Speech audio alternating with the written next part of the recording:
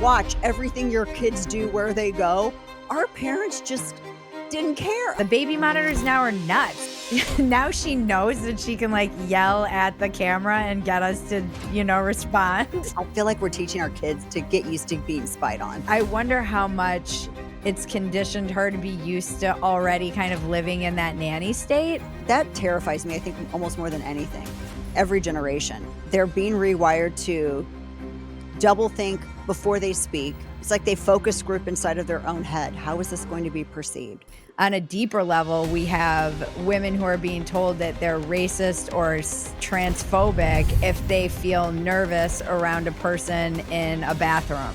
We're like a step away from telling women, well, you're just rape phobic. All right. I'm with Dana Loesch, everybody. Welcome to Walk-Ins Welcome. Thank you, Bridget. It's good to be here. It's so good to have you. I loved your piece about Gen X. I love Gen X. I do too. I just feel like we were the Wild West generation. And I was looking back and I was trying to explain this to my kids, and my kids are Gen Z. And I'm trying to explain to my kids just how good we had it. They were flipping out. Like, I used to walk into the store to buy cigarettes from my mom. And I was like 8. It was the honor system. I would go in and I would buy like a carton of Marlboro Red. And they're like, bye. And I walk out. They had no idea if I was going to go around back and smoke them. I mean, they had no idea. And I was telling that to my kids one time and they're like, what? Like, first off, Nana let you do that. Nana sent you to do that. And then they allowed the sale to happen. They could not wrap their minds around it, but it was different back then. It was different. It was so different. I was thinking about you said something about being in the back of like pickup trucks. And my grandmother, greatest generation, would drive a pickup truck and my dad's one of 10. So we would all be piled into this pickup truck. And my sister and cousin have the funniest story about, she would just go from, like yard sale to yard sale getting stuff. And she had weights in the back and we had little toddler cousins and my sister and other cousin in the back with these weights, and she was deaf, and they're just she's driving around and they were screaming like, Mame, stop, as they're jumping over the weights and trying to guard the little kids. I'm like, you would be thrown in jail now. Yeah, you couldn't. I mean, there was a woman who was arrested because her 10-year-old walked like, I don't know how many feet down the road from the house just to go to a friend's house. And the mom ended up getting arrested. Like, it was such a different time, like riding in the back of pickup trucks. I was just trying to think of we would literally leave like in the morning and we would be out in the woods, no joke, all day long. I had like an emergency supply of snacks and it was always like Fig Newtons and something sugar. I mean, I was, a kid. I had my emergency Fig Newton stash. And so like if we got into a tight spot, I'd be like, which I don't know what a tight spot would be. Like there was one time we were like, it was a flooded creek. Do we cross this flooded creek and maybe drown to death? We don't know. Yeah. And let me get a bite of Fig Newton. It was like a commercial. Let me get a bite of my emergency Fig Newtons to help my brain power through this important decision-making process. It was just, we were gone all day and we'd get back at night. I mean, our parents are never like, did you eat? Like, No. What did you do? Like now we have Life 360 and you can watch everything your kids do where they go. Our parents just didn't care. I mean, I don't think they didn't care. I felt like they knew what to worry about and what not to worry about. Yeah. And and we also, one of the things, Bridget, is that Gen X, and I think you agree with this, we also knew the greatest generation. So we didn't just have our parents raising us. We had the greatest generation overseeing their raising of us. And so we got a lot of that wisdom. And I feel like that's kind of our saving grace and sort of one of the reasons why we saved America last week.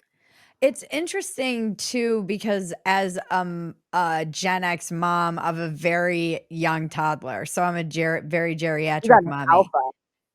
Gen Alpha, yeah. It's weird, like the nanny state she lives in just naturally, even with, we have like the monitor, the baby monitors now are nuts. Like we used to have those janky ones where you would pick up like the neighbor's cell phone conversation on it. And now they're just, it's crazy what they have. And I wonder how much it's conditioned her to be used to already kind of living in that nanny state. I love that you said this. I love that you said this because I I know that I was like, I can't be the only one thinking this. I love that you said that, 'cause I'm like, I feel like we're teaching our kids to get used to being spied on. Yeah, and I don't necessarily like it, and even the fact that we now she knows that she can, like, yell at the camera and get us to, respond. So she's not only aware of the nanny state, but she's used to talking to the nanny state, and she'll be like, "Dad, I want a bubba." I'm like, "Okay, that's not how we ask the, random camera for a bubba." But she knows that someone's watching, which is I'm like, "This can't be good."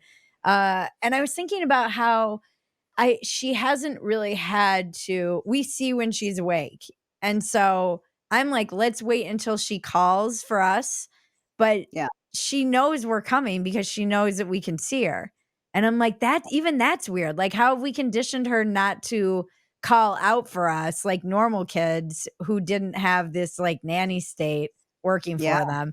So it's and you condition weird. yourself and how you respond to her. Yeah, I don't know how to do anything. I joke too that I'm like, I feel like my sister and I were joking about this the other day about how we feel like we should be raising our kids to be like um tech savvy Luddites. It's That's like a great way to put it, on yeah, the one hand, I'm like, I don't want her to be that weirdo that doesn't know anything about technology and it's so native to them anyways. But on the other hand, I want her to know how to grow food because when the grid right. goes down in her generation, which it probably will, she needs to be proficient.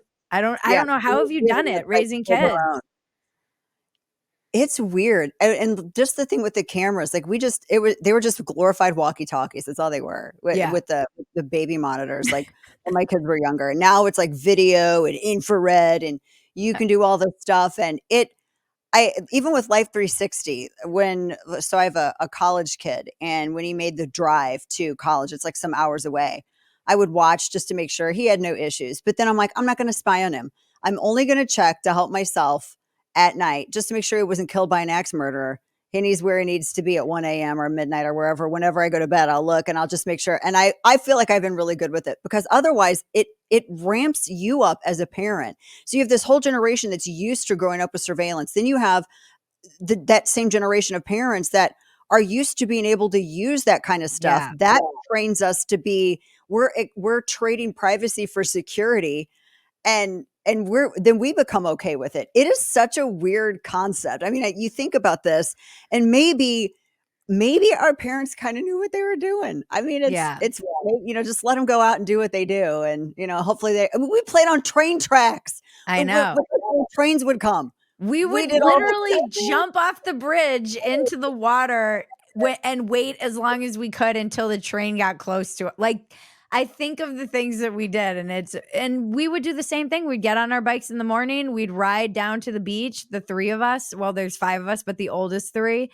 And we would be gone all day. There were no cell phones. We weren't checking in. It was just like, well, I hope those three come home at the end of the night. yeah.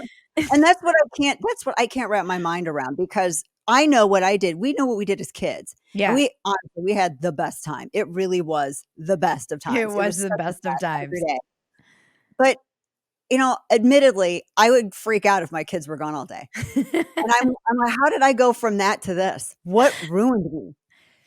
Well, this is in this book that I have been interviewing the author like chapter by chapter on, but I think he's kind of a Marxist, but he's very much right about a lot of the media stuff. And it's called Mediated. And in it, he has this whole theory called Justin's helmet principle. And it's basically that because just because we didn't grow up riding bikes with helmets doesn't mean that you wouldn't put a helmet on your kid because now everybody's putting helmets on their kids, so there's the social pressure, but Yeah, B, you don't want to be the person who has the kid with the head injury because they didn't put the helmet on their kid. And so it ends up getting more and more and more kind of bubble wrapped and insane, but at the same time, some of this stuff isn't necessarily bad. But I don't yeah. know anybody. I mean, I saw the funniest tweet that was like, remember when you would go to school and it was like going to a vet hospital, like like when we were growing up, everybody had like broken arms and like there was You have always to like go a for your kid in a life check. cast. And he's That's like, "You what you never can see develop to kids get in looked at for casts." life. And then when a kid didn't come back from the lice check, everyone's like, "Ooh." You're like, "Oh, no. It's Among Us." Yeah. It was like going to the vet. That's perfect. It was just like that. Yeah, just like there's always some kid in a cast with everybody signed it, and you just don't see that many kids in casts. And yeah, I wanna be that kind of mom that gives my kid that kind of freedom to but I'm like, I don't know, if you have the ability to it's so terrifying It is. to, like, just let your kid but I mean, we would joke about it, all my cousins and I, our aunts and uncles and parents would all be on the beach, and we would go walk around the rocks in Rhode Island, like, pretty far away from where all the grown-ups were, definitely not within eyesight, like, on the other side of and Yeah. we would be jumping into the ocean just with little kids, Yeah. I'm like and they didn't care. They were just, like, getting drunk on the beach. Exactly. Yeah, they were off having their own party. What's ever keeping our kids occupied. That was like 4th of July, like, the big pastime was me and my cousins, we would have a bottle rocket war, and we would go to this field. We literally threw bottle rockets at each other. I mean, nobody got an eye out. Nobody blew their hand off. It wasn't like Tropic Thunder where it was just like octopus shards. It was Yeah. just, everybody was okay, but we had, like, a drunk uncle who every beer he finished, he would bring a bottle, and amazingly enough, beer bottles, the glass beer bottles, are the perfect thing for launching, like, a barrage of bottle rockets, I mean, bottle rockets, beer bottle, and we would line them up, and we would, have, like, our flanks, and we got really serious with it. I mean, we broke up in pair we had, like, one team versus the other team, like, other kids from the town would try to join. It was like a big ordeal. It was an all-night war. I really don't know how we figured out who won, but we just knew how drunk the adults were because they would give us all their cast off bottles, and Oh, we would wow. use that as our staging ground to light everything off. And it was, I mean, we learned a lot, Bridget, about teamwork, pyrotechnics, first aid, like things, a lot of really important skills that you need for today. I joke about this on stage and it still isn't really it's still not landing the way I need it to land because I don't think enough people are drug addicts, but I was which is a good thing probably, but I was joking about how now kids these days because there's fentanyl and, like, all the cocaine and all the drugs, and I'm like, the kids these days need to, like, drug test their drugs, which to me is like, there's something so ironic and hilarious about this. I'm like, "So you guys are like, 'I want drugs, not drugs,'" like, and they have to be like scientists with their little kits drug testing their drugs, and then they've all gotta carry around, like, Narcan and in the event that someone inevitably ODs, so you're also, like, a first responder. I'm like, this seems like a Yeah. very high barrier to doing drugs. It's like, yeah, it's like seems like it's so much more. I just remember being younger, people, I don't even know where people got it. Like, you would go to, the high school parties, and there would be like, a group that had stuff, and nobody knew ever where it came from. Nobody had any idea where they got anything, and I don't think that they cared. I think that if people found drugs in their Halloween candy back then, they'd probably do it. They always said that we had drugs in our candy, and that never happened. I never got any razors or needles or anything else in my Halloween candy either. That But was a weird nowadays, time. it's just everything is different, like, everything has shifted. You Mhm. just can't trust, either we're more suspicious or people really are that bad and you can't trust anything. Yeah, I don't know which one it is either, and even growing up during, like, the DARE campaign, I was like, "That seems like the dumbest way to try and get a bunch of oppositional defiance disorder kids to not do something." You're like, Yeah, "Oh, you're gonna dare me not to do it? Now I definitely wanna do it." yeah, double dog dare. I just Yeah, like the, assemblies because that meant no class time. So we yeah. just got to go to the gym, and we had, like, the Harlem Globetrotters come out, Oh, and then they brought, yeah. like, the drug sniffing petting zoo. They brought that out at all their canines, and, we couldn't pet any of them, but they were nice to look at. Where were Um you were in St. Louis? Where were you? I was in Festus, Missouri, so Southern Oh, Missouri, okay. near the Mississippi River. So that's where I grew up at. All my family's, like, further south than that. They're all, like, in the Ozarks and, like, down near Arkansas. But yeah, I grew up in Festus, Missouri. So we it was we joke because they're the county that I'm from and the county that's nearby are apparently hotspots for meth. So, I mean, meth wasn't a big thing when I was a kid, but now it's everywhere. I know. But yeah, that's where I grew up. And how did you end up in you were a journalist first, right? Yeah, I had a newspaper column, Okay. and And I wrote what was your column about? it was about parenthood. It was sort of Huh. like a female Dave Barry kind of in a way, but I just, like, tackled a bunch of different stuff, and, it kind of blew up and got super political because I talked about, it was like I think it was like one paragraph in my column, and it was just like a passing thing, and I talked about firearms in the home, and I grew up with it, so it didn't stand out to me because I had never really faced opposition like that before, and I mean, I was what, maybe 25 years old, 24, 25 years old. And had never gotten heat like that before. And then when that came out, the editorial board of the paper was really mad. All of the left leaning subscribers, it was St. Louis Post Dispatch, and the subscribers got really mad because, oh my gosh, do we dare get a whiff that she is not a progressive? Like, what is happening here? And it was wild, and, I like, people talked they said mean things about me in the local press because I had, like, a passing mention of owning a gun in my column. So you mentioned the dare to keep kids off drugs. It was like they were daring me not to write about guns, so I was like, "Well, I'm gonna write everything about guns now," and I just, like, all pedal, no brakes, man, it just was crazy. So, that's Wow. how that started. And so is that how you became kind of the woman who's known for defending Second Amendment rights? Or you just leaned into it from then? Or how is that how did that become it feels like a big part. I hate this word Yeah. and I hate even using it with a Gen Xer, but it does feel like a big part of your brand.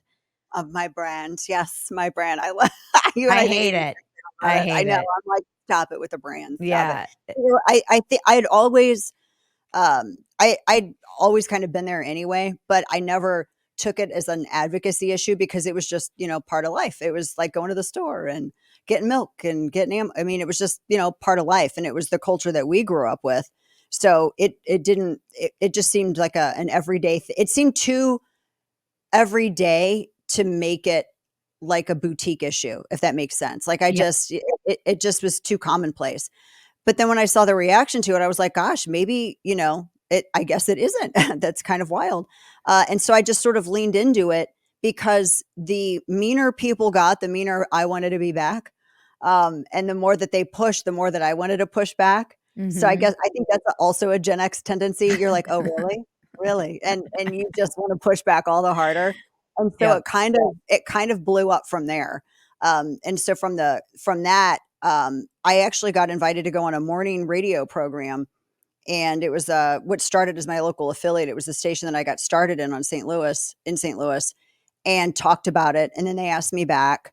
And so that went on for like a few weeks. I was just on like every week just to talk about, that issue. And then they offered me a Sunday night radio slot. And I thought, you people are on crack. I've never been broadcasting.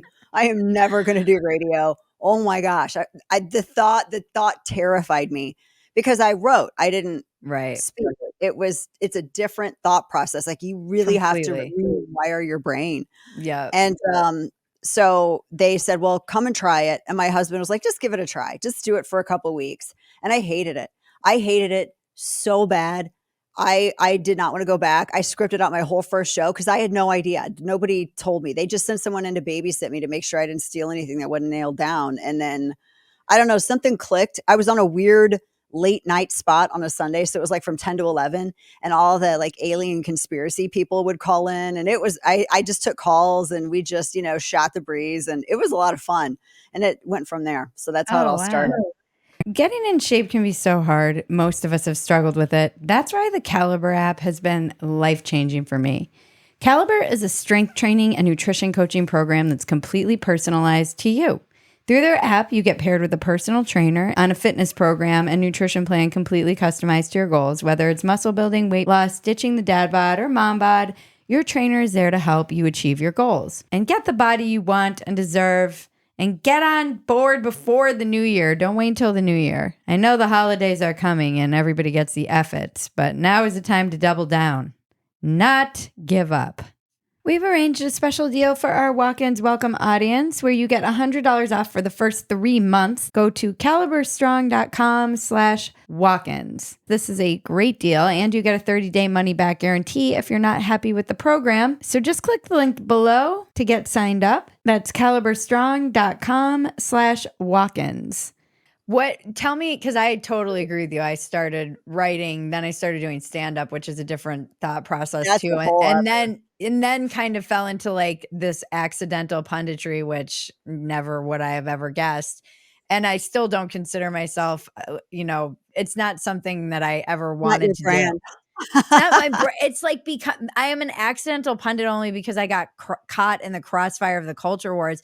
And I do want to circle back to the Second Amendment stuff, because that was really a pivotal moment for me of realizing like how little I knew about anything. But what do you, when you say you're kind of have to rewire your whole brain, just in what ways did you have to rewire your whole brain? I had to kind of get outside of myself. It's really, when you're so used to writing, there's a buffer between you and your audience. I mean, you've got the protection of the keyboard and the protection of the screen, and they don't see you. They don't see you when you know that you've just written a horrible sentence and you press backspace, or you just Yeah. highlight the whole section and take it out. Nobody knows that. They just see the perfect curated thing. And I think you can be a little more reckless in your thinking and a little bit more lazy in your output. And when you are on stage, as you know, because stand-up comedy is hard. And when you're talking on a mic, and even if you're just talking about the news, you have to be so much more concise, and you have to eliminate a bunch of steps from your brain to your mouth. So it's not Mhm. just your brain to your fingers to the keyboard to the screen. You just got like, that's it. And you have to really, I kind of had to like retrain how I thought about things and how I approached it. And there's no verbal backspace, and make sure that it sounded, coherent. And it required even more prep, obviously before talking into the mic, because you can prep while you write. You can't do that when you're talking. You kind of got to be Mhm. prepared. So it was a really different way of doing things. And it took a little bit. It wasn't something that came immediately. I mean, it took a little bit of, I guess, of practice of baptism by fire, just like going on air and doing it. And I am positive that the first show that I did is the worst thing that's ever aired in the United States of America. And there's like no award for how bad it was. I mean, oh my gosh, it's probably saved somewhere, and I'm sure it's the most horrible thing ever because it was bad. But you kind of you learn after you do it for a while. But it was not easy. That the beginning, that whole process of rewiring, it was really difficult. Mm. Yeah, I found that this is definitely um yeah, it's a different medium, 'Cause and you're more radio. vulnerable. Like, Yeah, you are so much, there's nothing there, you are so much more vulnerable. You are there, and it's the audience and in your words, and there is no computer monitor and no keyboard, and there's no refuge. It's just you are out there, that's and what you I gotta love. do. Yeah, Yeah. go on. I Well, didn't it's mean to interrupt. intimate. It's very intimate. It is very intimate. I love that's why the first I mean, I was joking the other day that so much of, what happened to me in even the past 8 years, I've had to kind of grow up in public in a lot of ways that is so uncomfortable. Yeah. And really early Oh, yeah. on when I was writing for Playboy, I attracted this kind of Playboy kind of red-blooded American male audience, as I was really the only person who was actually speaking to them at the magazine at that time, one of the few. And then something, I think it was some kind of school shooting or something, and I was mouthing off on Twitter, and my new audience that I had attracted immediately pushed back, and I was like, I took a step back and I was like, I don't know anything about guns. Like, it just made me pause and I was like, I don't know any of the gun laws in California. I couldn't pick up and load a gun. I grew up in a pretty anti-gun household. And I wasn't anti-gun by any means at that point, but I realized in that moment, I was like, I really know, like, I'm spouting off about this and I know nothing about it at all. And also guns. So not only do I know nothing about guns, but I also know nothing about what it takes to get a gun in California or any of it. I know nothing. And it made me, I had my audience write me all of, tell me what you think about this debate. What is your opinion about it? And this, and the gun laws and the whatever. And I got such thoughtful, well written essays from men all over America, and even some from outside of America, just with their views on American gun culture and policy. And most of them were responsible gun owners and grew up with guns in their, we grew up in Minnesota, part of my upbringing. So I had a lot of friends who grew up with, we would, their dads would hunt, etc. So it wasn't like something that was completely foreign to me, but it was not something that I had in my upbringing. Right. And I probably would have responded the way a lot of your readers to your column responded when it was like a gun in the home. We must Yeah, you think have of the kids, no children. Yeah. problem. Yeah, And that was, I think, a turning point moment in just opening the floodgates to recognizing that a lot of the preconceived ideas I had about everything were not really that well thought, were not considered or thought out at all. And once that opened, it's just like, here we are. I voted for yeah, Trump. yeah, yeah, 8 years exactly. later.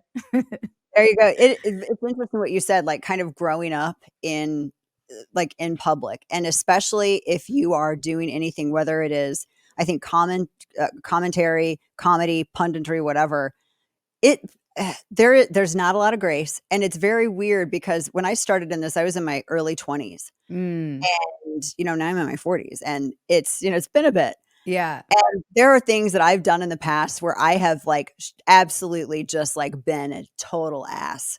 And, times when I could have gone harder, times when I went too hard. And all of that's out there for better or for worse. And that is it's weird because it's all added to, like, your public record. Like, it's not an official record, but it's your public record. Yeah. And it's just it's weird, and even, like, when you're growing in your beliefs, or when you are changing your beliefs, or when you are expanding on something, it's always, especially now, it's like that very beginning, some people always like to use that against you, and that's another reason why it's very, very, it's difficult to just remove all those barriers and be that vulnerable and be that intimate, with a public audience because of all of that. And because you might change your mind on something in 10 years. My gosh, in 5 years. But it's not. I don't know if it's allowed anymore. Well, there are 2 things too that come up when you talk about this that I think of. How we avoid, um like, we live in a very shameless culture now, and Mm, so there is that, you see the people in this space where you can just say whatever and pivot and pivot and pivot and pivot, and it doesn't matter because, no one's it if you don't care about your public record, or you don't care how you shamelessly move from one thing to the next, then it with no real, yep. it's not growing, it's more just kind of pivoting Yeah. towards whatever you think is, you're an opportunist essentially. Yeah. And, God bless them. But we do live in this kind of heightened time of no shame. Plus, we have audience capture, which I think can be very dangerous to somebody in commentary. And I've talked to lots of people about this, like Glenn Greenwald and all kinds of folks, about how you avoid audience capture, because then, like you said, you might hold one opinion. I think you and Chris are pretty good about your audience. Seems you aren't afraid to, like, piss off your audience and necessarily have people come at you. And but how do you, being someone who's done this now for 20 years almost, how do you kind of avoid that? I just try to be as consistent as possible and as transparent as possible. So if I had a like if I thought something like 5 years ago, and then maybe I grow from that position, or even if I just flat out change my mind, I'll just be very transparent about it. But I think that's important too. Like, if you change your mind on something, I want to be able to explain, well, this is how my thought process worked, and this is why maybe I think like this on this issue instead of like this, because you have to allow people the ability to grow and change their minds. Otherwise, like, what in the hell's the point of punditry? I mean, if are we not going out there to persuade people to maybe kind of change their views, or adopt, our views, or consider our views? If we're not able to say it's okay if you come to a different way of thinking, then we're never going to recruit anybody to our side. Mhm. And we're just going to be tribal and miserable for forever. But I think too, being consistent. And there are times when there are times when there's things I don't want to say or positions that I don't want to take, but it's consistent to do so. And I think that that's like, it's really important to be, I try to be as consistent as possible. Mhm. And you got to call balls and strikes. Like sometimes our side messes up. And by my side, I just mean like people who just want to be left alone and like the Constitution and just want to live their lives and not be bothered. And I think it's that consistency is important, but it doesn't win you friends anymore. Being Yeah. consistent and calling balls and strikes doesn't win you friends, and I think that people have to be okay with that. And that's, you have to be okay with saying, you know what, that's wrong, or this is good, this is wrong. You shouldn't do this. This is a bad pick. This is a bad move. This is a good move. I mean, you have to be unafraid in doing that. And I think after a while, if I hadn't done this, I think for as long as I have, and had been really consistent to the point of, in some cases, maybe setting myself back even, I think that I would not be given any kind of slack at all from my audience. Mm. But I don't think that they would have turned their back on me. But I've been super consistent, and even to the point where it's not advantageous for me, Mhm. definitely at times. But I think that's important more than anything, because otherwise, what's the point of either you have a position or you don't. Right. Either it's a real principle or it's for show. So that's kind of how I fall out on it. That's good advice, I think. I remember just God, I'm still apologizing to my audience for, like, my, "Oh, 2 weeks, what's the big deal?" I just didn't know. I just did not know. I so underestimated how much the government would just take power and never let go of it, and it was I'm glad I learned the lesson, but it's one of those things that I've been, like, I had to basically after 2 weeks be like, "I was wrong, you guys were all Yeah. right." And I Exactly, and I that's was and that's fine, and people should be like, "That's great," because that's what the whole purpose was of trying to persuade people. But now it feels like people are like, "Well, that's great. You were persuaded, but I'm still gonna hold it against you, and I'm Mm, gonna gatekeep. I'm gonna gatekeep, and I'm not gonna let you at the table of discourse." I hate that. That's mm. Yeah, I think you talk a lot about grace in your recent book, and just we do live in a culture that, and it's hard. I think with the kids, I see like I have nephews who are I just have younger nephews, nieces, and I see again, like we were talking about at the beginning, how their brain is being wired to avoid being canceled or to avoid being conflict right. in general or to avoid being um they're so aware of the fact that the internet is forever and can ruin your life and ruin your opportunity get your ability to get jobs that they're are they I don't know, I read this really great quote last night that it was all about how we're just kind of settling and selling ourselves short, and are they kind of forced into this position of not taking any risks Yeah. because they're worried that those risks will come back to haunt them. That's a sad thing. The youth not wanting to take a risk, because that's the time that you should take risks. Yeah. In your youth. I mean, risk should be, and risk is viewed as such a negative, and so many amazing things have come from risk. And it's Yeah. sad that, the younger generation is thinking, well, I better play it safe instead of risk. I mean, our whole republic was founded on risk. I mean, Yeah. the fact that people came here at all was from risk. All of it's risk. And it's sad. Like, my kids aren't on social media. And I feel like I have to be doubly hard about, like, doubly out there and doubly forthright, so they see that it's okay to know, to be of your own mind, and like, share what you think without compromise. But I agree with you on that, and that terrifies me, I think, almost more than anything, is that the alpha generation, and even Gen Z, and even millennial, like, really everybody, every generation, they're being rewired to double think before they speak. And it's like they focus group inside of their own head. How is this going to be perceived? Could this in Mm. any way be, offensive to anyone. And offensive, that's even something that's entirely arbitrary, depending upon who's defining the offense. And so no one wants to take the risk of doing anything. And now that's how we're in an idiocracy right now. We are in the early stages of it because of that. Yeah. I feel anyway.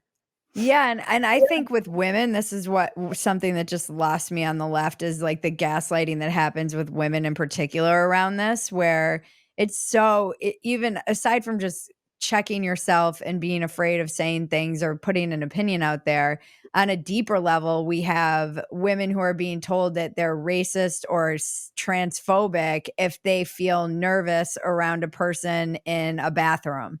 It's like this weird, insidious.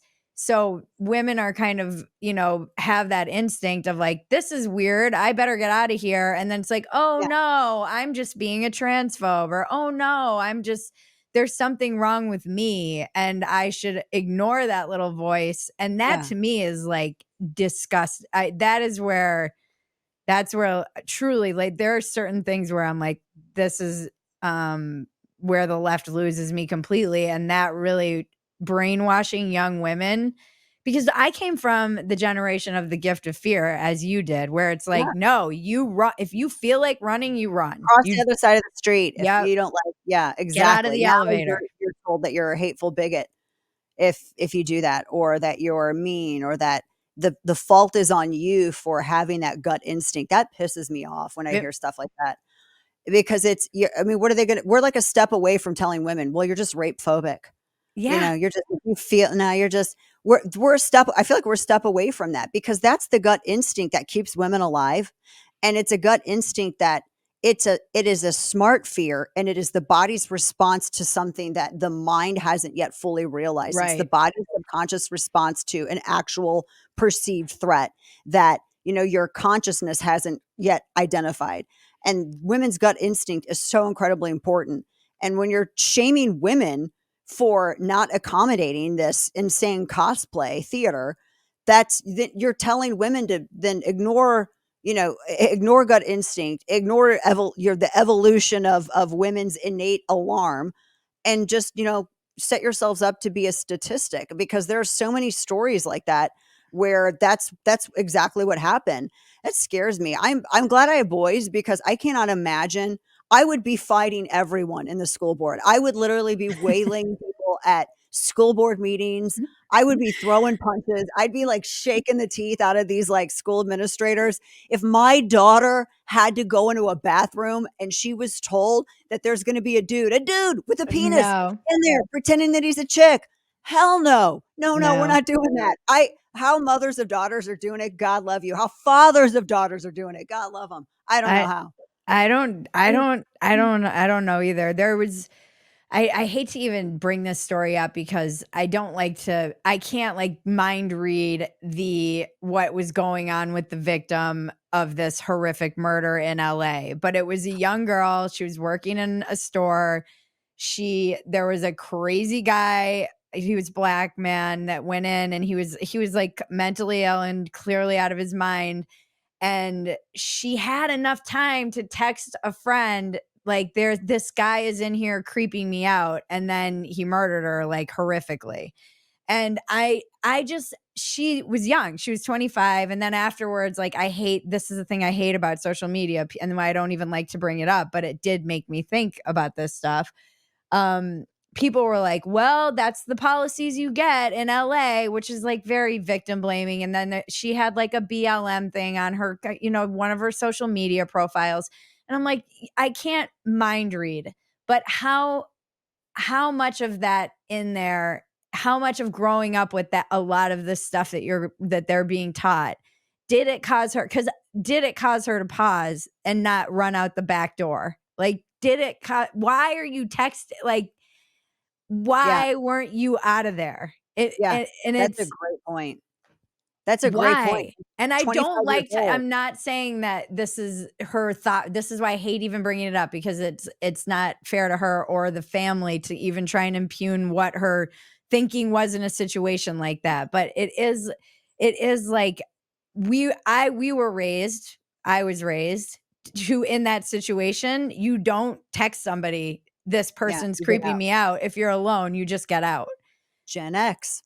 Gen X is Yeah. like, "Bye, we're outta Yeah. here. We're not you This hear in the woods and we're literally gone." happened to me recently. I was about to get on an elevator. It wasn't and like it wasn't really working because they were moving. I was visiting someone and it was in the building where um and they were using the elevator to move. So they kind of co-opt the elevator. And then this guy was like, "Oh," he was one of the movers or something. He was like, "Oh no, you can come on. I'll bring you down." And I got on and then he looked at my chest. Like he just gave me a look and I was like, "Nope." Like I immediately was like, "I'll take the stairs." Like just got Yeah, off the elevator. And I yeah, was thinking like how many people in my position would be like, "I'm going to be nice.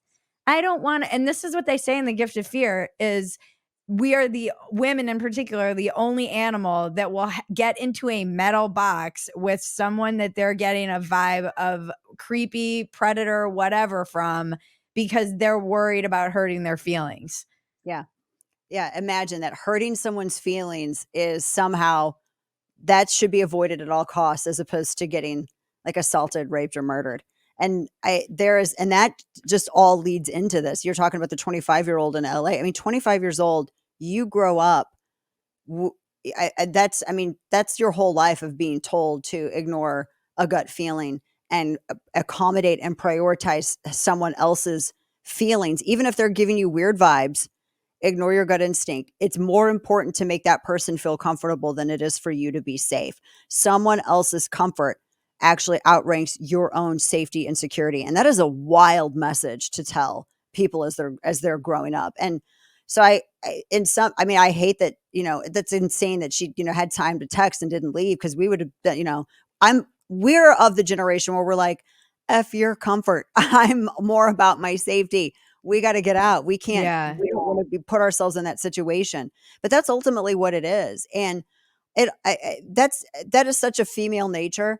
And for it to be exploited by these cosplaying activists like that is such a tragedy and is so evil. It's so evil to exploit like the nurturing that, a woman wanting to be like accommodating and nice and just kind of like leaning into that nature in order to exploit it to do her harm that's so evil. And I do think that you're balancing. I actually do think a woman's probably back of mind calculation is balancing 2 fears, the immediate fear, but then there's the fear, of if I respond in the way that I wanna respond and call the cops or whatever, am I gonna end up like that woman in the New York City park and then you get canceled? So it's this other social fear of being piled on in the event that you're wrong, that this person isn't gonna murder you and they're Yeah. just a crazy person, and you don't It's feel like that with the Daniel Penny case, like that yeah, there was a that woman case on is social media, nuts. she tweeted, there was another incident at some Subway where it was like some, like, crazy I don't know if it was a homeless guy or just somebody who's, I don't know what it was, but he was, like, harassing another woman, and this other woman had tweeted the story and was saying, "Well, where are the men that are stepping up?" And she was just ratioed into a hole in the ground by all the people who were like, "Well, Daniel Penny stood up and this is what happened to him. Now he's on Mm, trial." And there is something to that because people are so afraid. And then when someone like Daniel Penny steps up and then we find all this stuff out with his case, like the guy was Jordan Neely was actually alive and here's a whole thread on Reddit warning everybody about the subway platform and how he actually tried to kidnap a 7-year-old before, and he broke some elderly woman's nose and tried to throw another woman under the train tracks. I mean, this it's is crazy nuts. stuff. But he was an innocent Michael Jackson impersonator, don't you know? And they were Mm, trying to like retcon his whole history just back to that. When somebody does stand up, they see what happens to them. Which is not only is Daniel Penny canceled, but now he's on trial for murder. yeah. And they're like, maybe it is better if I'm just a victim. Then I can at least have my reputation. I can have my brand. I swear it all comes back to that. Or maybe it's better if I just ignore it and act like it's not happening and don't Yeah. step in, which is I mean, the majority of people do this anyway. This is like, I think, a pretty standard I remember one day I witnessed a shooting in LA and I was like, "Ah, shit, I have to go back," because like it was another lesson in how quickly your brain will lie to you. I remember I was driving, I stopped at the stop sign, I looked to my right, I looked to my left. Two kids come running out of the alley and they're like, bang, bang, bang, bang. And I was like, that sounded a lot like guns. And then I kept driving because I was like, okay. And my brain was like, immediately was like, it's the middle of the day. That was probably just kids playing cap guns. What you see didn't. And I went and parked my car, which I lived pretty close. And then I was like kicking rocks down my alley, and my cousin's like, "What's wrong with you?" And I was like, "I think I just witnessed a shooting, but why wouldn't there be?" And in that moment, it was like Armageddon. Like you heard the helicopters and all the. I was like, "Yep, it was Wow. a shooting. I have to go back." And the cops were like, "No one would come back." They were like, "Most people who saw this would not come back and give a statement." They were just like, that Wow. it's not normal what you're doing. They're like, most people would be Wow. like, "I don't want any part of this." Even if they That's witnessed so it. crazy. Even if they saw it, they I didn't just drive home. I drove down the alley because I'm an idiot and then went to see if there was like a body or something. And I couldn't see anyone, but there actually was someone. He was just down in that like grass in between the sidewalk and the street, wow. in between trees. And then the cops were just like bungling it left and right. They're like, "We have a hostile witness. Why are you walking her around?" And yeah, but it was another lesson in just how quickly, you wonder, like in Thailand, like we're just such weird creatures. You wonder in Thailand, that story of the tsunami, when it's like people were walking, the water's receding and they're They all don't like, wanna "Look believe at the it. shells." Yeah. And the This is animals are all like crazy. getting the fuck out of Dodge Yeah, and heading everybody's like running like, "This uphill. is bad. You see what's coming?" Yeah, you don't wanna believe that because horrible, insane, crazy things happen on the news, not to Right. you. Right. It's on the Right. news, so it's not I don't know, it's that doesn't happen to you, so it's a lot easier to kind of just, like, disbelieve it. That is a wild thing, though. That's a really good point, like, the way that your brain will lie to you and Oh, say, "No, this isn't happening. It's this okay. is Come on." fine. You are the Yeah. "this is fine" meme. Yeah, it's that meme.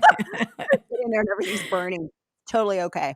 Yeah, Fine. that's why I think it's so interesting, because I find like you already have people who are gonna don't wanna get involved, and people who are your brain's gonna lie to you in emergency anyway. That's kind of base level normal, and now you're adding all of this other stuff, like this weird ideology.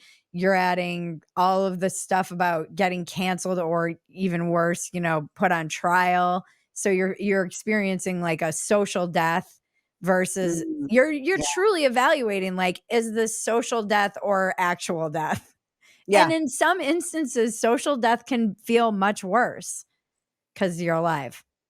That's a really good point as well. It's like, social death is some of these it's people act like it's worse than death.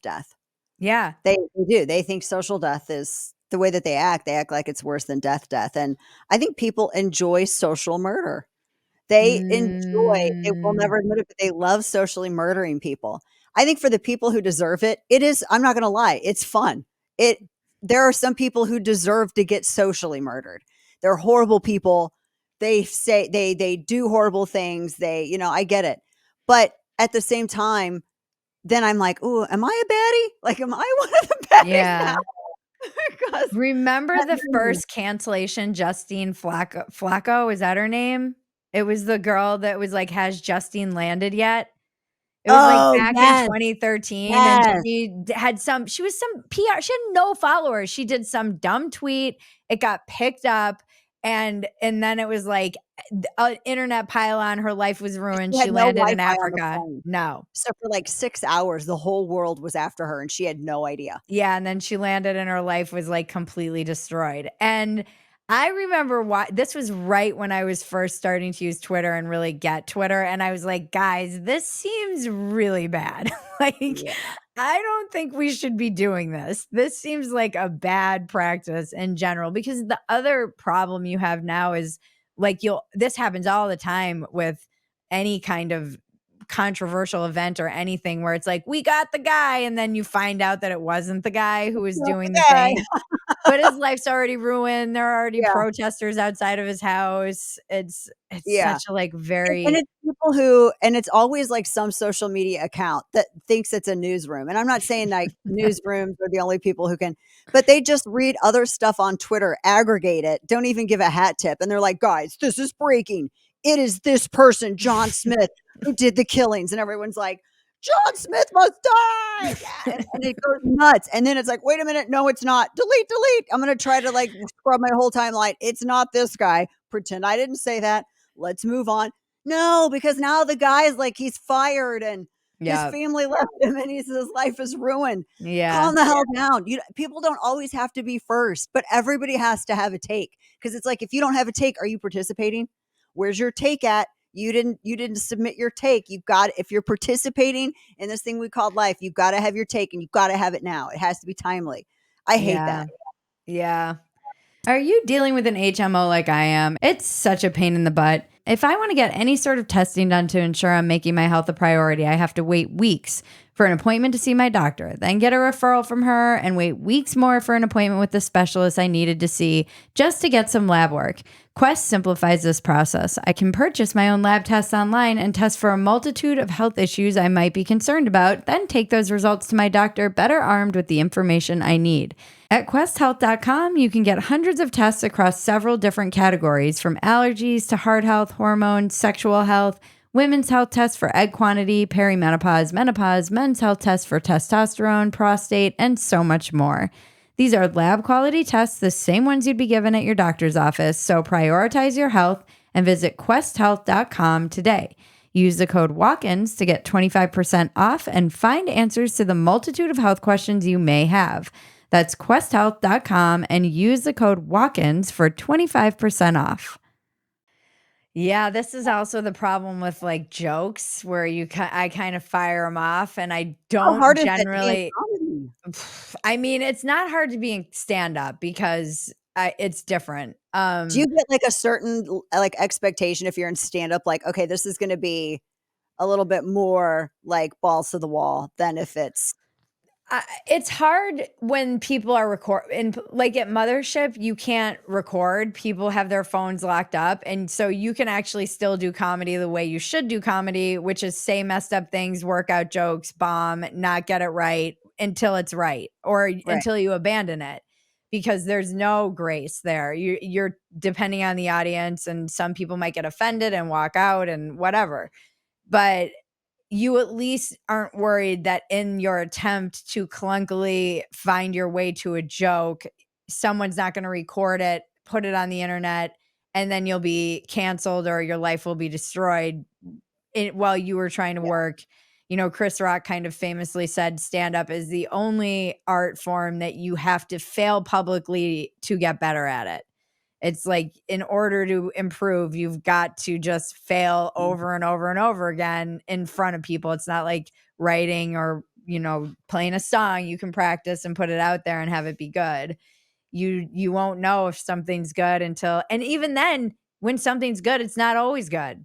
It's like Yeah. I said the other night, I was like, I feel like I'm just getting to know this joke. Like I thought I knew it. And then for this audience, it did really well and it doesn't normally do well. So now I feel like I really need to like get to know this joke better. Like we're dating and I wasn't sure about it, but now maybe there's something here that I didn't see before. And my friend was like, it's just funny how you personify all of your jokes as like something you need to get to know. But it's really just It hit different though. every audience is different. I don't know. And so much of it is where you go up in the lineup and how they're feeling. And I mean, I bombed in front of a bunch of lesbians the other night. Bombed. It was one of the worst bombs I've had in a while. It was humbling. It was a humbling bomb. It was a very humbling bomb. It was, That's but it was necessary because I was doing jokes about I don't know. I was just doing normal stuff and sometimes lesbians can be based and sometimes they cannot be. you So talked about softball, didn't you? no, I just was talking about like how we're going to have a dictator Elon and I was joking about something. I don't know. It was probably electoral related, but it was pretty soon after the election and I didn't realize how in their feels the Democrats were until that moment, and I was like, "Oh, I need to be kind of sensitive to," because I've just kind of been online being like, all right, like, suckers, But they I tried to tell you. I if it was a tried. cringe joke, I'm wondering how they would have responded because those are like that demo is like a natural ally of all the people who are like, "Where's the common sense at?" Like, with all the Which trans stuff. I know, that's what I thought, and I was trying my I have this whole bit that I've done online for years, and it's very hard to translate to the stage about how the patriarchy is so crafty. I've always said I'm like, I wasn't someone who believed really that much in feminism, or I was just like, "Okay, whatever," and my teacher who taught us about feminism was like, "You're gonna set this movement back, I know it." And You're gonna be the death she of us, yeah, Bridget. she knew. I was like, "Actually, I," and they would talk about the patriarchy, and I roll my eyes and be like, You're giving them too much power." And then when they started taking, like, women's medals and getting into all of our spaces, I was like, "Damn, maybe the patriarchy is real." Like, It's a real maybe thing. those radical feminists were right. And it kind of is a joke that threads the needle both ways, but they were not having it, and my lesbian friend who runs the show said it was because when I made the joke, I said, "And then men started taking women's awards." And she said, the minute I said men, that's like a trigger for them she's like, "You can't say men because they consider trans, like trans women are men or whatever." So it Oh, immediately shut them down from being and I was like, "You guys," but it's true.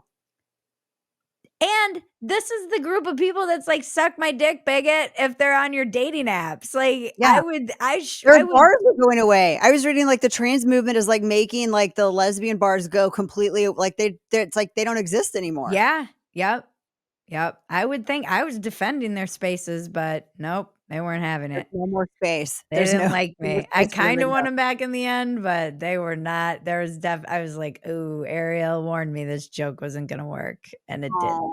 No, it's fine, it's good. Like, bombing is good. Bombing it's 'Cause you learn necessary. from it. You learn from it.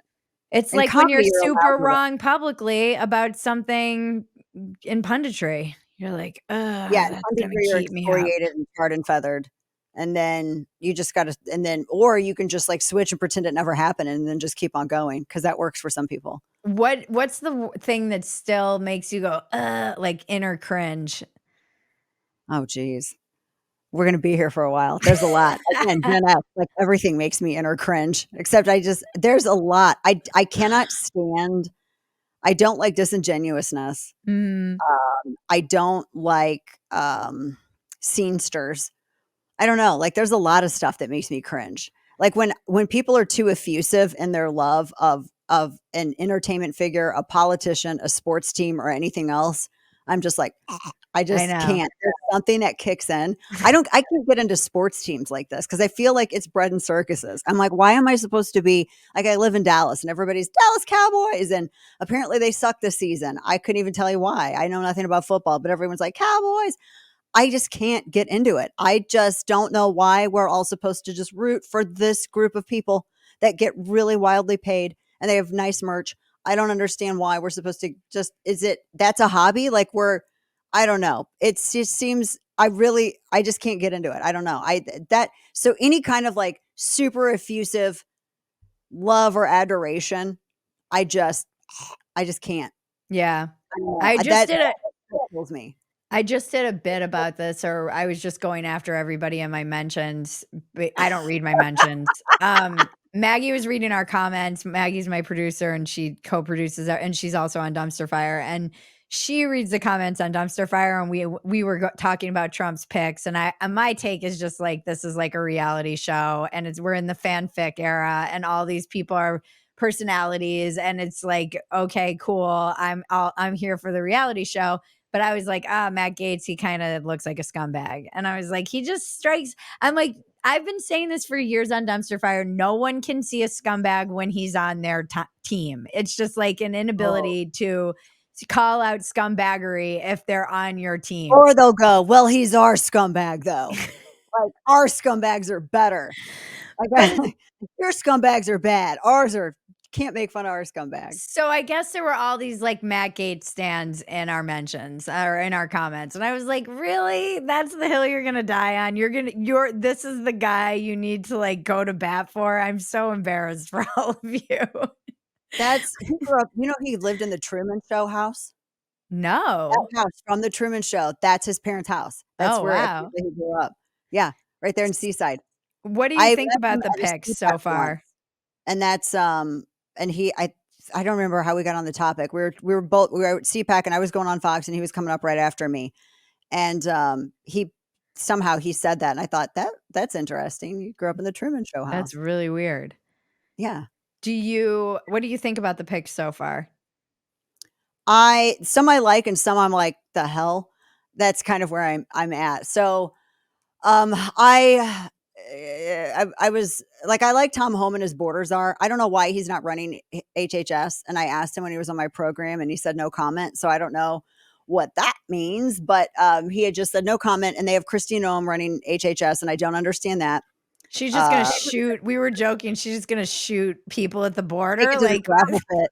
If she takes HHS to the gravel pit and eliminates the agency, I'll be like, "I can overlook cricket if you do that." But okay. otherwise, I don't know. I don't understand why I don't get that one. Pete Hegseth is SecDef.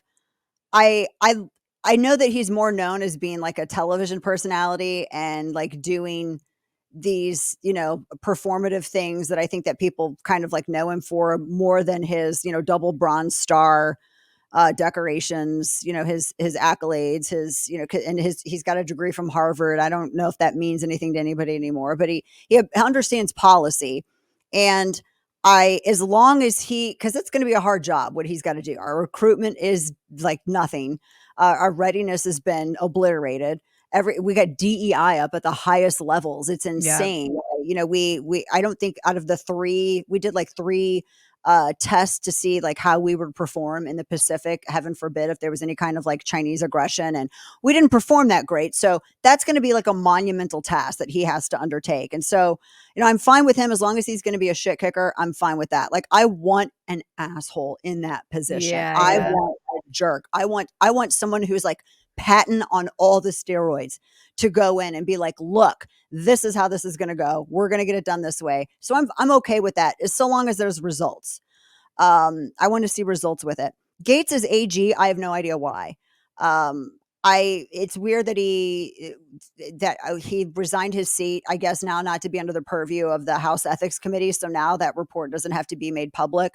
And everyone's always like, well, Trump's playing 4D chess. In this instance, he may actually be, because then Gaetz can go through the ringer. And then when everything comes out, if he has to go through the confirmation process of Senate, through the Senate for AG, then, I just don't see how he makes it past that. And then Trump can say that I stood by him this whole time, and without actually having to put up any further political capital or losing any kind of credibility.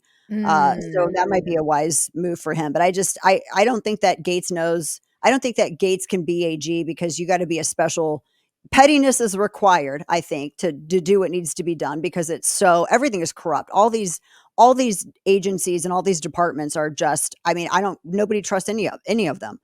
But I just don't know if he's the type that is going to be able to maneuver around. And everybody talks about deep state. I think he might get undermined by deep state rather than him undermine deep state. So I don't know.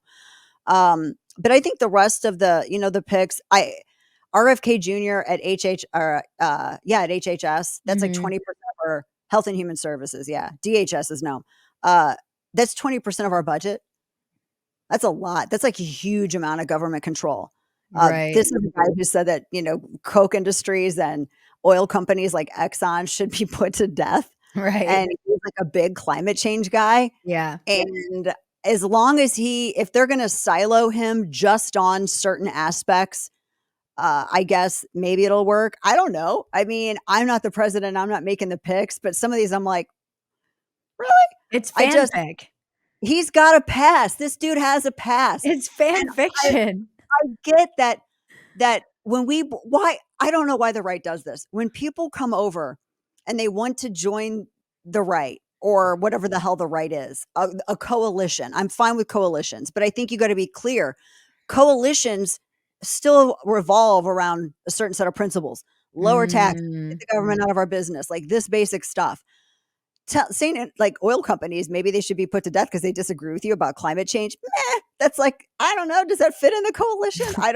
I don't know. I got questions about that. But the right gets so excited whenever anyone on the left shows them any interest. I Oh my God. know. They get super excited, like this person is the next Republican Jesus. This person is they get very excited about this.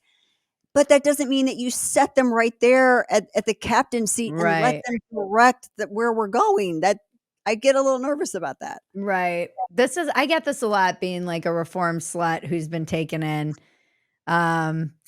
by the right, but the right doesn't really want me either. You know, there's definitely been like uh I think I kind of exist somewhat in the middle still because I've seen a lot of people on the right be like, "Well, maybe we don't want your whore vote." And I'm like, "Okay, well,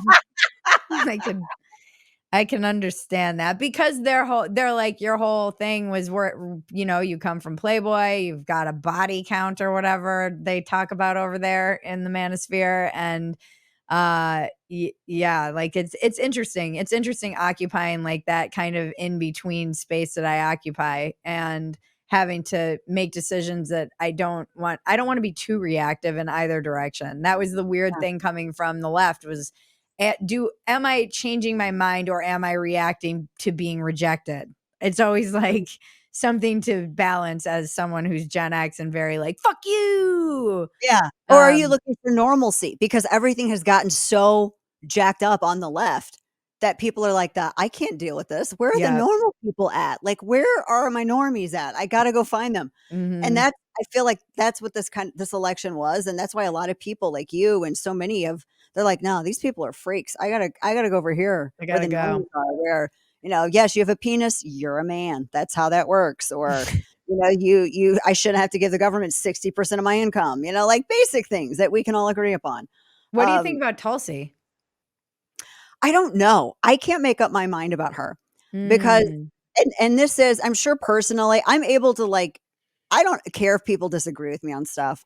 As long as they don't you don't try to reduce someone's humanity to nothing over ideology because I can't stand when there's no difference between the two. People used to be able to talk and coexist and get along and all that stuff while thinking differently. I know she said she came out as a Republican. I've tried to have her on my show, but she will not talk to me, because weird. I was really yeah, she will not have anything to do with me. Um, I was specifically interested, like, in her Second Amendment stuff because she was a hardcore gun control person, like assault weapons ban.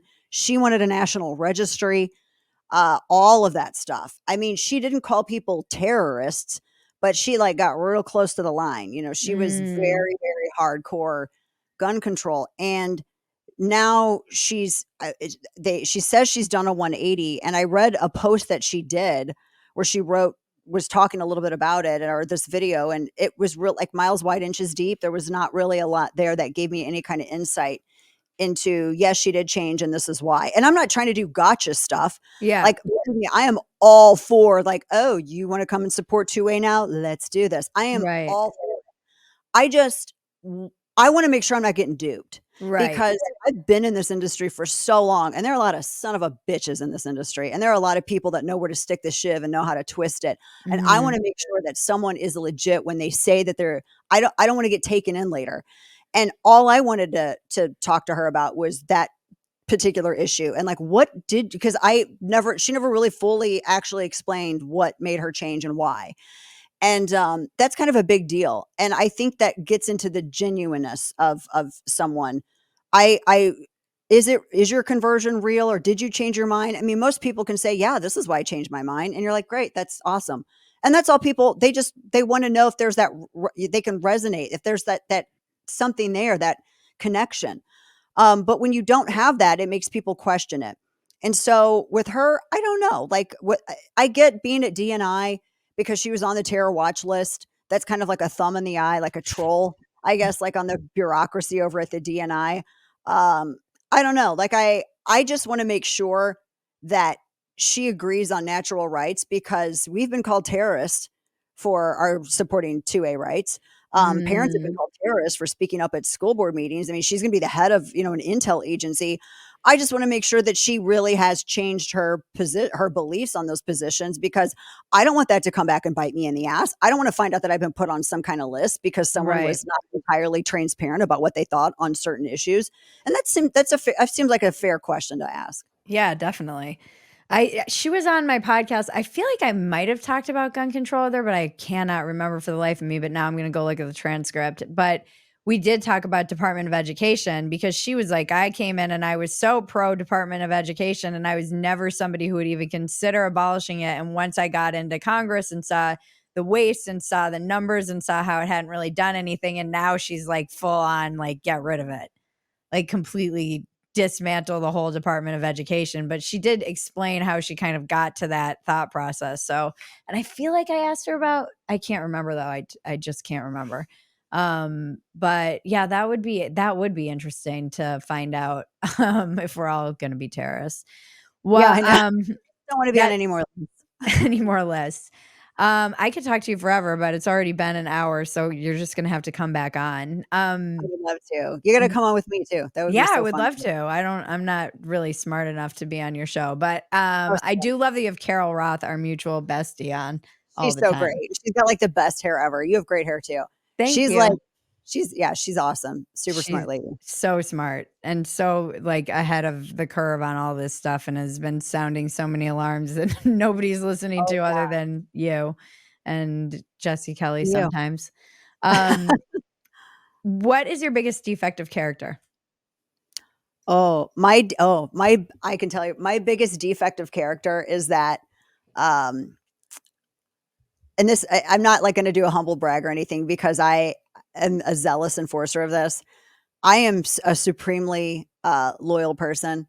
And when I am loyal to someone, and if they're like disloyal to me, I'm like Godfather. Like, no, no. Like I want Godfather loyalty. Like you, oh, I get that's my thing, and that's what I expect. And I am in the wrong industry for that. Yeah. The wrong industry. And it is an unrealistic view. It is supremely unrealistic. It makes me seem almost like high maintenance and like unrelenting and unforgiving, which, with that, it may be true. But that's honestly like my biggest thing. And so I don't know. That's why I got a dog. Mm. Yeah, I when people ask me That this is question. that like a weird answer? It seems like it's a weird answer, because I No. feel like it is a defect, because you're like, okay, well, Dana, you can't expect that kind of loyalty. And I'm like, damn it, I do. I do. Yeah. I would say I have the same level of I'm like that with people, and when I get burned by them, I'm like, "You're dead to me." But what Yeah. comes of it for me that's the defective character is that I'm spiteful. Like, Oh, it completely. is like a tiny mafia opens in my heart, and I'm like, "You're dead to me now," and then I will I fucking do feel that everything so in my bad. power to destroy you. Just, it's not good. Like, it's That's definitely that is yeah, powered by spite. that is definitely how I feel. Like, I'm like, "Oh, somebody double crossed me," and I'm the same way, like, "We'll make them an offer they can't." That's what happens inside my heart and my head, and then it's and then maybe it's petty, and I really, again, wrong industry to have that kind of character defect. And Wrong it's a industry. lack of grace, like, but I'm very I will just, like, carry that grudge. It's very hard for me to let go of it, and I'm in Yeah. recovery. So it's, like, so much of recovery is, like, "Don't carry resentments," and I'm like, "Well, we've got another list to make." I wrote literally one of my books was about grace, and after I finished it, I was like, "Screw grace, no!" I just was like, "Why did I write this book?" And I just did not wanna read it or touch it again, and so I put it up, like, I always keep a copy for myself, and I put it up on my bookshelf, like, in the corner, and I was like, "No." But then when I walk into my office, it looks at me and judges me, like, "Remember what was in your head and your heart when you wrote this book?" And I'm like, "Yes, I'm trying to ignore it right now." It's hard. It's like a ongoing, like, back and forth thing, and it's just me being juvenile. I mean, I try to be a Same. better person, but in my heart, I am just like a bar fight. I am a raging bar fight in my heart, and it is really hard for me to class the joint up and not be like that, and I try so hard, and I hope that my audience can see that I've tried really, really hard, in all these years to not be like I think that's gonna be the title of this episode. In my heart, I'm a bar fight. Dana Loesch. So good. It should be the title of your there you next go. book. There you go, right there. There In you my go. heart, I'm a bar fight. I'll let you Uh, have to blurb it for me on the front so I I can will, absolutely. What is your biggest asset? I am absolutely unrelenting. I will, seize on something to the point where I absolutely cannot let it go, and this has been like this since I was a kid. I I grew up, like, pretty broke, and so if I was gonna go to college, I had to basically pay my own way and hope you do good on tests and fill out those scholarship forms, and so I felt like I had a lot of pressure on my shoulders, and I would study, and I would do everything I could, and I would try to do as best as I could because I was like, "Otherwise, where am I gonna go?"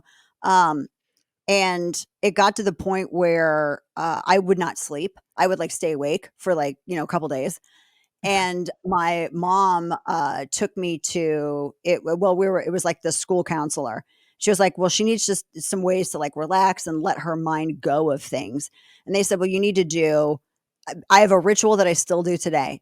I have to unclench my mind from something an hour before I go to bed. I can't do anything interesting. I can't really I'm not supposed to watch interesting things. I'm not supposed to read interesting things, and we didn't have, like, screen time back when I was, like, in high school like that, but I would imagine that's part of it.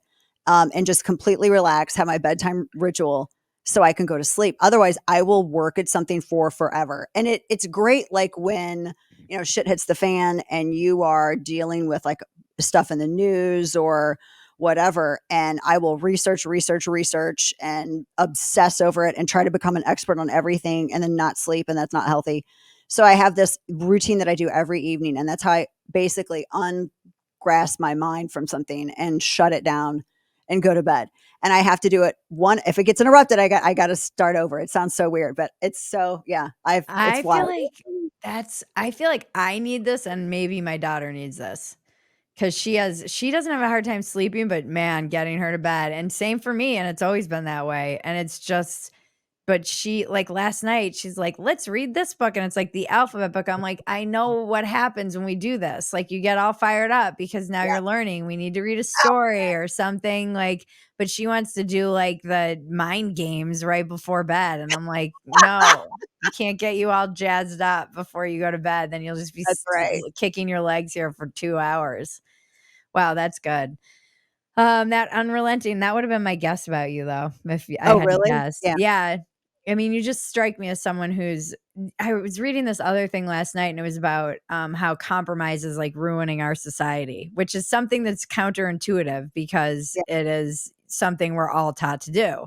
But how it's actually making people dumber and it's making the geniuses like everyone has their own genius and it's kind of beating it out of them at a young age because everyone just has to like compromise and go along instead of being kind of unrelenting and just not compromising your whatever it is you feel passionate about. Yeah. And I don't know, it was interesting. I was like, I never really thought of compromise as something that was bad and that like therein lies kind of the problem. Yeah, it can be. Yeah, it can be. But yeah, that's it's an asset and it can be a flaw, Yeah. but it worked well for me so far. Well, where can we find you? Oh, I gotta think. Oh, I basically I have on my ex feels weird not to say Twitter, my ex profile. I got my I link love tree. how he trans Twitter. Yeah, right. Do you say tweet or is it post? Like I don't even Or know. is I it don't even know what excrete? I call it an excretion. an excretion. I'm gonna use that now. But Take yeah, it. I'm at Substack, Chapter and Verse on Substack, Facebook, YouTube, DLash on X, Okay. all the fun places, All the all the fun places where the places. kids hang out. All right. Well, thank you so much for your time. This was a pleasure. I loved getting to know you. This was fun. We have to do it again, and you'll have We to come on will. my show. We can But, talk about Gen X forever.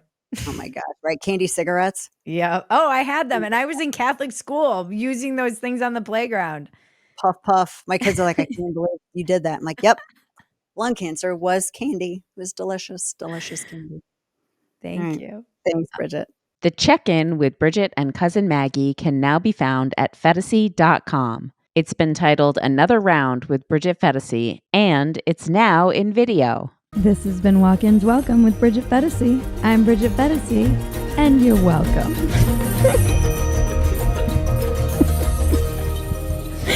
It's the dumbest line.